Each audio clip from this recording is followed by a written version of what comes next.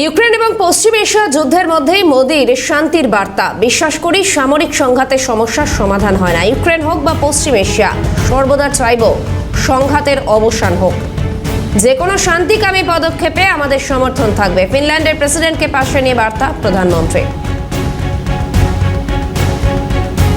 आज विश्व एक अस्थिरता और अनिश्चितता के दौर से गुजर रहा है। यूक्रेन से लेकर वेस्ट एशिया तक दुनिया के कई हिस्से उसमें संघर्ष की स्थिति बनी हुई है। रूल ऑफ लॉ, डायलॉग और डिप्लोमेसी में विश्वास रखते हैं। हम एकमत है कि केवल मिलिट्री कॉन्फ्लिक्ट से किसी भी मुद्दे का समाधान नहीं निकल सकता। यूक्रेन हो या पश्चिमी एशिया, हम संघर्ष की शीघ्र समाप्ति और शांति के हर प्रयास का समर्थन करते रहेंगे। आज विश्व এদিকে আয়াতুল্লাহ আলী খামেনির মৃত্যুতে ভারতের শোক প্রকাশ। ইসরায়েল এবং আমেরিকার হামলায় নিহত হন ইরানের সর্বোচ্চ নেতা। শনিবার ভোরে মৃত্যু হয় আয়াতুল্লাহ আলী খামেনি। বৃহস্পতিবার নয়াদিল্লিতে ইরানের দূতাবাসে ভারতের বিদেশ সচিব খামেনির মৃত্যুতে শোক প্রকাশ বিদেশ সচিব বিক্রম মিশ্রের। ইরানের বিদেশমন্ত্রী আব্বাস আরাগচির সঙ্গে ফোনে কথা এস জয়শঙ্করের। ভারতের বিদেশমন্ত্রী এস জয়শঙ্কর কথা বলেন ইরানের বিদেশমন্ত্রীর সঙ্গে।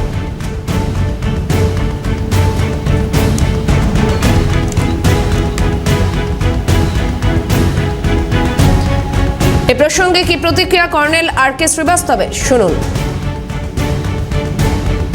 এই যুদ্ধের মধ্যে কে সৎ বলছে, কে ঝুট মিথ্যা বলছে, এটা আমরা ধরতে পারছি না।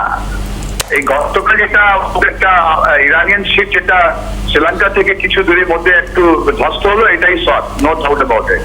কিন্তু আপনি বলুন, এই আজকে 6 ডে, তার মানে লাগাতার ওরা ইসরায়েল বলছে একদিকে কি আমি প্রত্যেক দিনে 1000 থেকে বেশি সদি আমি চালাচ্ছি, আর তারপর আজকে 6 ডে উনি বলছেন কি আমি একটা ওদের আন্ডারগ্রাউন্ড মিসাইল আমি নষ্ট করেছি।